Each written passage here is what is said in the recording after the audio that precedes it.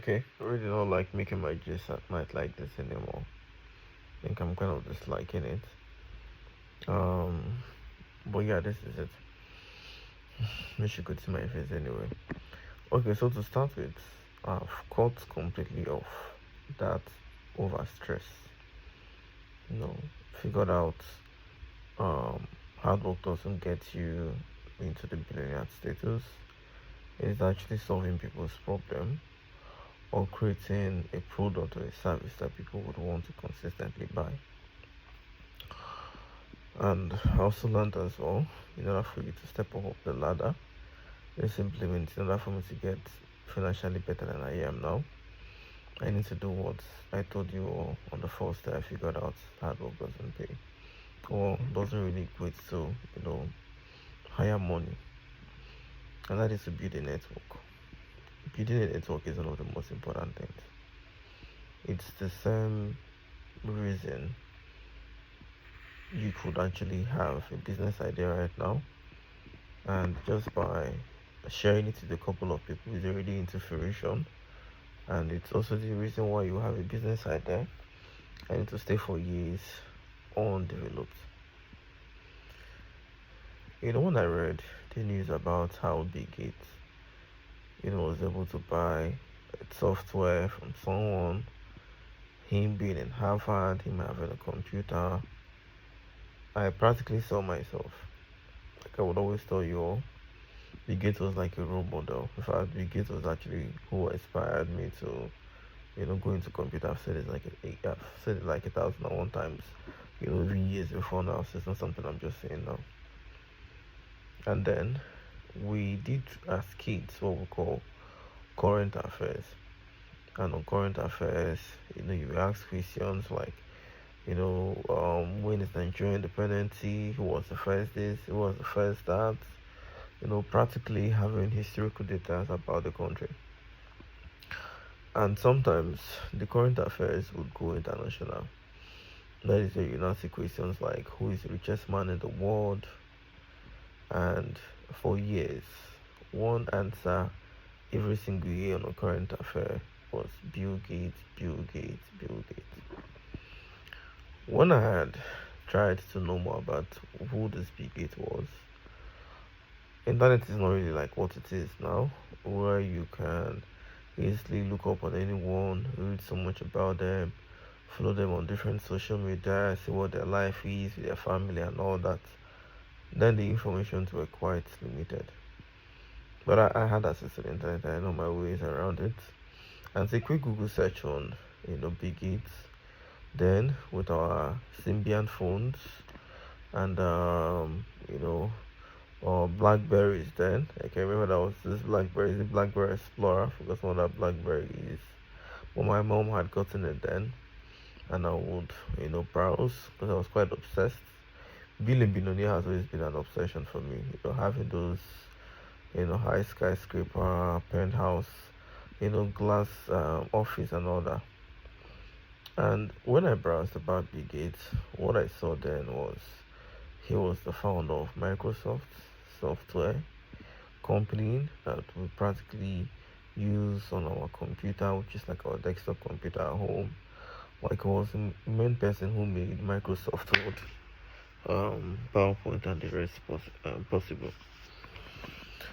So I actually just felt as a young child then that wow, because we also had a typewriter then, and I get to compare the proficiency of a computer, which is Microsoft Word, being used to type documents versus a typewriter.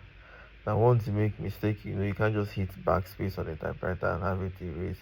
Like you could be typing 1,000 words on a sheet of paper, and then you just mistakenly make a mistake, and then you have to put a new paper and type the exact same thing again. Not talking about when you type, you get to one particular position, you move the typewriter again, rearrange it and all that. So I figured out that software, Microsoft Word, had made writing or printing, more convenient. You can practically print series of documents, You can insert images. You can control A. You can paste. You can delete. You can increase certain fonts. There are lots of super things you could do, and everybody was obviously using Microsoft at that point. And so to me, it was wow. I wish I could actually create softwares like this that would, also be of greater solution that would really solve problems for real and make things better. If I actually had parents who were knowledgeable on technology, who got me a computer, supported me with how enthusiastic I was into computer, I think I would have been the biggest tech person in the whole of Nigeria, in the whole of Africa. I can remember how even before fingerprint phone became a thing, I was thinking of how I could actually get a biometric and construct it in a way that my phone will have its own fingerprint. And about 12, 13 years later, we started having fingerprinted phones. That means I was already ahead of my time. Like I was way, way ahead of my time. Now, I wouldn't blame my parents because they had day-to-day activities they were doing. They had to put food on the table and they had to manage the family. And so they constantly had other activities they were doing that, was making it difficult to see the light bulb or at the head of their first son or the head of their kids or the head of their first son. Let me talk for myself, I can't speak for others. Now, if I'm not really careful, I would also have kids who would have creative ideas, smartness, talent, gifts, and they might not be developed because I'll be so busy trying to build a life, trying to make money. So, work-life balance again. One thing I understood was there was no connection, there was no networking because I was the smartest and the computer geek among anybody I met. Anybody who meets me gets inspired, they get to start loving computer. But there were no people, or they were not people then I would meet and I would get more inspired. I was the person you get close to and you want to not get into computer, but there was no one that was rekindling or making my own fire. You know what they say about when your candle is about to quench someone that will help, relight you or ignite you. Yeah, I wasn't having any kind of network like that. Moving on, growing up, I didn't have any tech network, not until I started getting advanced. I think if I did, I would have learned better things, I would have had a better future or a better present rather, and things would have been better off. So my networking as a whole has really destroyed. I won't really say destroyed because I'm actually living a life, but I would say if I had a certain kind of network exposure, I think I would have had a better version of me now. So everybody or most people know their problem, and also most people know their solution, but for whatever reason they don't want to act. So I have choose to act. I've choose to act because it's past tense. I did not get those network. I did not network with those people I should have. I did not learn those things I would have. I did not get to invest in those things. I wish I had done certain things years ago, but I can actually wish that I had done that and now I didn't. I could still end up not doing anything, and 5 years from now, I would now wish the last 5 years I had done something. So practically, if I don't do something now, 10 years from now, I think I won't be happy I did not do something now. So I want to start building up a network. So how do I do this? I figured out that my whole profile, which is one to start with, because this whole thing is now work-life balance. My whole profile, my whole ambitions, everything I've wanted to achieve, they all feel like a big pressure, and I feel like I'm confused and I don't know which I am going for. What am I doing? Which one am I doing first? It seems like they're all scattered everywhere, and it seems like I'm choked up, I'm stressed out. Feels like I'm having a migraine. Feels like I'm breaking down. Feels like I'm like, oh my god, this, feels like it's overwhelming and exhausting. The truth is, You're just seeing every single thing at a glance, but you're not seeing the one step you need to take before the next step. So when you see one step before the next step, before the next step, before you know, you've actually walked a mile. But we're trying to see the distance along and focusing on it's going to take me 1,000 steps to really get to this location. Now you're already getting discouraged. So what I intend to do is simple. During the day, I would want to reply to clients. I would want to code, write up my documentation, work on the project I would want to work. There's really no over exhausting myself anymore. I'm really sorry if I'm going to sound like a bit not hardworking anymore. But I mean, it's not something I want to brag anymore that I work hard. I don't sleep at night, over stress myself. Um, I know I would have my staffs do that. I would have my subordinates do that. They would be the one to constantly meet up a deadline. I mean, you call me selfish, call me whatever. You're just hearing that from me, but that is what is actually happening in the real world. People like Dangote, they have work-life balance. They relax. You know, they don't just sip champagne. That's not their problem. Those people walk out in the morning. Exercise, most of them.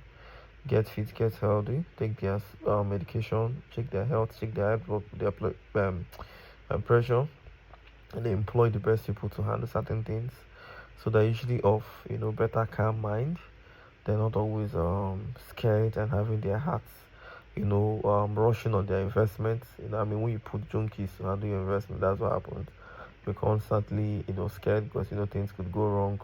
You have to compose handling things. But when you have smart people, you're more rested. And this is why these billionaires, they are able to keep expanding, looking for more problems people have, finding way to use their resources and their network to join other hands, to provide those solutions for people. They're trying to look for new markets. They're trying to get, every single thing about entrepreneurship is just providing solutions, whether technology solution, whether agricultural solution, whether energy solution, like for instance, Dangote is building a refinery, whether fashion or luxury solution, finding ways you can make better shoes, more glittering ornaments. Like it's basically finding a solution to a particular problem that is highly in demand of, and build up your way to keep consistently meeting that demand.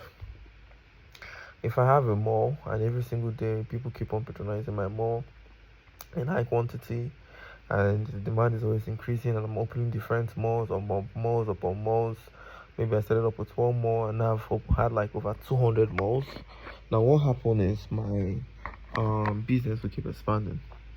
So this simply means um having a business that already has a high demand should be what we're going to be focused on, and then taking that solution you have to the step or to the awareness of people who needs it. It's not about me sitting down on my computer every day and thinking I'm going to code the whole Africa inside one bot, or I'm going to become the next guy to code a billion codes. It's basically living a very calm life where I would have more time to think about my next step. I've seen how I was talking to one of my subordinates today. I don't want this video to really be too long, so I'm gonna be stepping out soon. I was talking to my subordinate today, and I told him, because I've been talking to him about slave mentality, and it's always like, boss, the way you talk about, what's it called again? Slave mentality. So we're actually having a conversation. I'm looking for a toothpick. I like using toothpick to clean my ears. It doesn't work enough. Word, what's it called again? Word craving.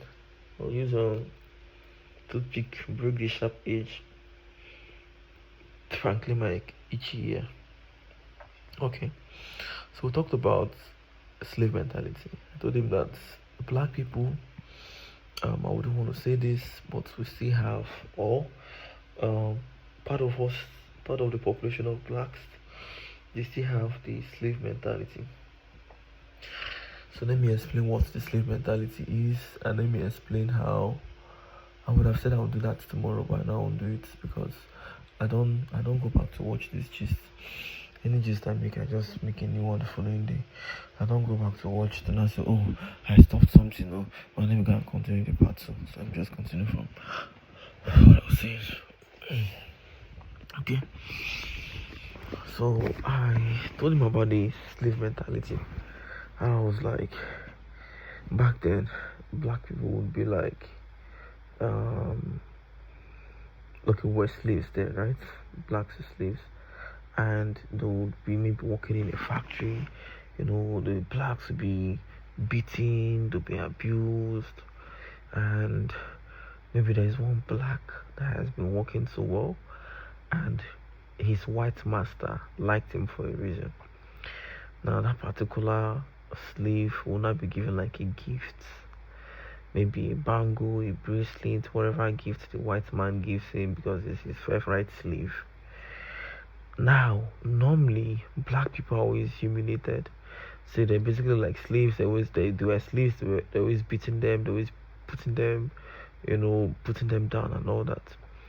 So when one black out of a multitude of black person is now being given a shiny gift, a present from his boss, firstly, other white people start respecting that black person. Because for that black person to have a gift, it means that black person must have been a good slave to the white master, for the white master to have, appreciated him with a gift. So this simply means other white people wouldn't want to, they would just want to acknowledge or accord that black person respect. Now, when that black person is also close to his fellow black people, he would want to show them, oh, this is what my white master gave me, and every single other slave would be like, wow, I wish I'm gonna work hard, make more, serve my white master so hard on the factory, so my white master will also like me and also give me a present. And whoever or whichever black man has a present or a gift, now because he knows he's black, he's naked, he's a slave like every other slave, nothing really makes him special from other ones. So the only thing that makes him special is usually that gift. So now the black man brings up the gifts and it's not like, oh, this is what my white master gave me. And even if you would ordinarily insult him as a slave, because of that gift, you get to acknowledge him more with the respect because it now looks like he worked so hard and he got it. The world is basically still shaped in that way where we don't really respect human beings as human beings. No one is actually going to see me right now and respect me because they think I'm a nice person, I'm cool, and I'm a reasonable human being. They would just get to respect me when they see me driving a very fancy sports car, having security detail bouncers everywhere. I'm being told or know that I own billions. That is when they want to acknowledge and respect me. But ordinarily, we see every single human being as us as not being worth a thing. The only thing that makes us want to acknowledge a human being and respect them is when they have something shiny from the white man. Now, I'm not going to say something like, oh, it's from a white man, because I mean, both blacks nowadays produce things. I mean, I'm just giving you the concept that it is still the way it is as in the old, where blacks have to consistently prove a point in order to earn respect. Like, no matter how good you are, you ain't no respect if you don't have something shiny. So because of that mentality, the average black man still stays in that slave mentality. And whenever he works hard, he makes money, the first thing he wants to do is to buy something that would make him feel, oh, I have rewarded myself for this amount of stress or for whatever work I put. This is the same thing as when a bricklayer, for instance, after carrying block at the sites, helping to build a house, being so stressed out, what the bricklayer does is he buys cold Fanta or Coke with a big loaf of bread, and the way he munches this bread and drinks that coke goes straight to his heart and calms him down. And he'll be like, Madam, another coke, the extra bread, the chai. Now, wow, since morning person they carry block. Now he's trying to give himself a treat because he has overworked himself. So now he wants to give himself a treat. So now that is for a bricklayer. I mean, he can only afford maybe bread and mineral or probably fufu with a goosey soup, 6 wraps of more fufu and all that. Now, if he's a middleman or if he's a middle class, he wants to buy a new car. He has worked for 1 year, 2 years. He has been depressed. He has lacked money. There were days he had no money in his account. There were days he was completely broke. There were days, he kept putting, he now had other contract business that are coming in, blah, blah, blah. At the end of the whole day, he has made so much money now. He wants to reward himself. So he buys a car, and he looks for a good model, an expensive model, something that will make people respect him and know that yes, he put in a whole lot of work, and this is what he's using to reward himself. Now, the slave mentality is not something that is bad. I mean, it's how the world basically works. I can say, you know what, I'm not gonna live like the black man. I'm not gonna use my money to buy things to let people respect me. But realistically, I still need people's respect in order to be in their network, in order to be in the connection. But it is for me to know that that respect is not assigned to me. I think this is where people get very confused. But what I really want for my life, it's not to even be in the black man slave mentality. I want to be the kind of black man Dangote is, the kind of black man Dollar is. I want to be a black man that would not really be in any position or pressure to consistently want to seek respect from people who he doesn't really know, and the way he wants to do it is to show something. Some people say, oh, you lack self-esteem when you're trying to buy things to boost your confidence, but the real truth is those things boost the self-esteem. But when you have, strong self-esteem, more respect, or when you start becoming like a billionaire, or when you like the kind of billionaire I want to be, this is the kind of life I want to live. I want to be a billionaire right now from my head before I even have the money in my account. So I'm going to wake up every single day. I'm going to first work out, and I'm going to imagine I already have a billion, somewhere. It's just that people have not given me that money because I mean, there's unlimited money in the world. It's just how smart can you make people give you the money? It's like you have bank, everybody now. My money is in everybody's hands. It's even in your own hand. So what will I do that would make you send me the money in your account and other millions of people over the world give me the money they have in their accounts? That is the question I want to be answering all the time.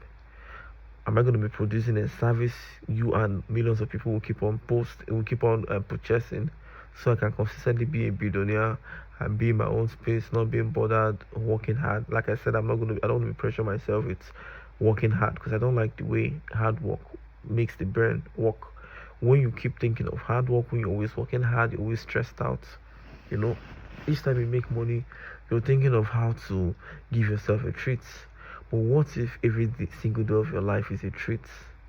Now it simply means you're no longer going to be bothered. Why it's as if people want to overspend? It's simply because they've been holding the pressure of having a treat. Have you ever been in a position where you're so pressed you want to eat yourself? And the moment you run to the bathroom, you're having so much pressure. You might spee all over the bathroom. You might blast a hot dunk, and the dunk would secrete everywhere. In the WC.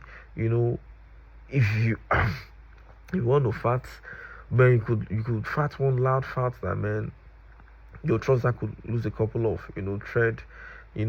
Like that pressure.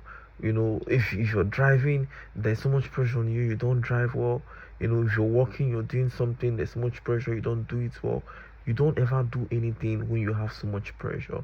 So when you work so much and you don't relax, now the few time you have to relax, you're gonna be relaxing with so much pressure because this is not what you do often.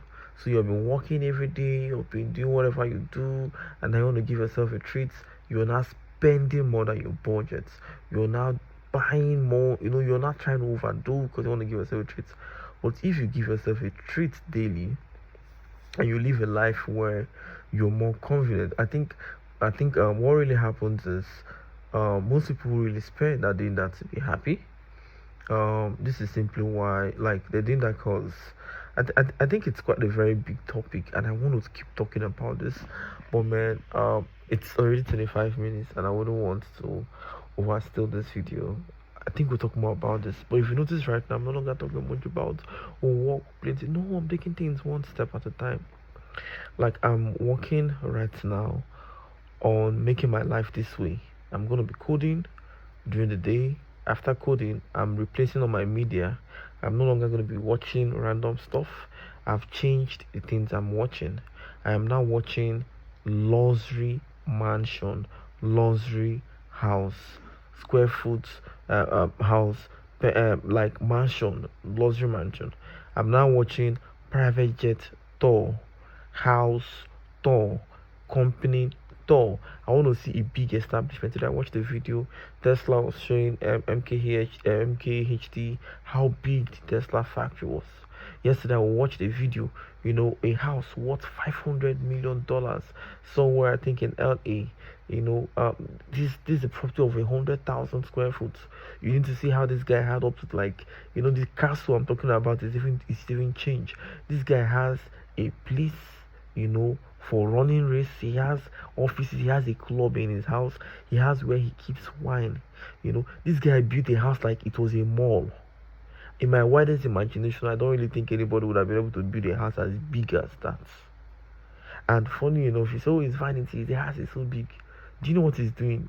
He's actually creating his own mall for his generation. Now, if he has kids and if he has a generation who live up to it, fine. But I would not want to say that is vanity. I mean, everybody does vanity. The money you head over to the club, you drink, you spend, you vanity. At the end of the whole day, it doesn't mark anything in history. You live your life spending so much, a huge portion of your money. You make a 10 million in a year, and you already spent 7 million. I'm talking about people even go bankrupt and even go minus. People spend stupidly. So if my own vanity is going to be to have a big castle, a big yash, my problem is if I'm no longer available today, if I'm gone, who would manage these things? I would not want a very big yash and a big private jet and a big mansion. And when I'm gone tomorrow, I will not have drunk-handed children that will start selling everything, that will liquidate everything, sell it for less than 10% of its worth, or have people steal my properties. So this is simply why I want to be having work-life balance. My parents did not invest in me with good business education. They did not even pay attention to me. Imagine they had built me as a backup plan, and I had studied well. I had gotten the best education, the best network, the best support. I think I would have been a billionaire by now. I think I would have given my parents the best. They were busy, struggling with their little life, struggling to today, doing well for themselves, the little they think they are doing, because I think it's little to me. And, I myself am struggling, I'm doing this. But imagine they had made me a priority. But how would they make me a priority when they're constantly living life for themselves? They live life for how people will see them. My dad obviously wants to know how his friends are seeing him. My mom wants to know how her female friends are seeing them. They want to get the car so they look cool. I'm not saying those things were not good. What I'm saying is they were so caught up with other things that they were not caught up with the most important thing. So now you see me, I don't even get to have good relationship with them. And so many other parents as well. You might call your parents once in a while to check up on you. Can you go see them? I don't really think so. But if I show you that $500 million house, man, if I'm a dad there, my kids will obviously want to come see me often because the house is so big. But that's not it. So how I'm doing mine is I'm going to be living right now like I'm already a billionaire. Wake up in the morning, work out, good, check my to-do. I've gotten a mail PA this time around. Okay, this is what I'm supposed to do, the meetings I'm supposed to go.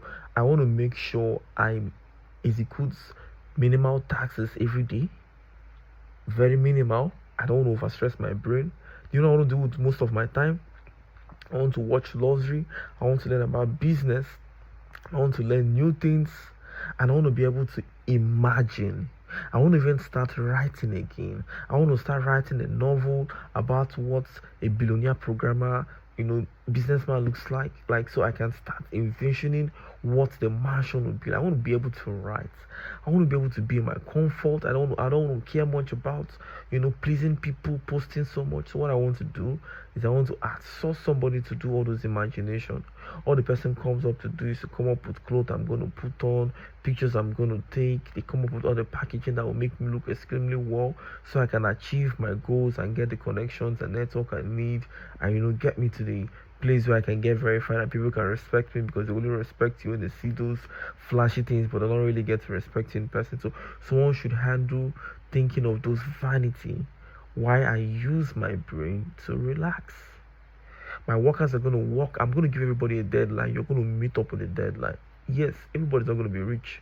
I want to be the 1% of the 1%. I want to be a billionaire.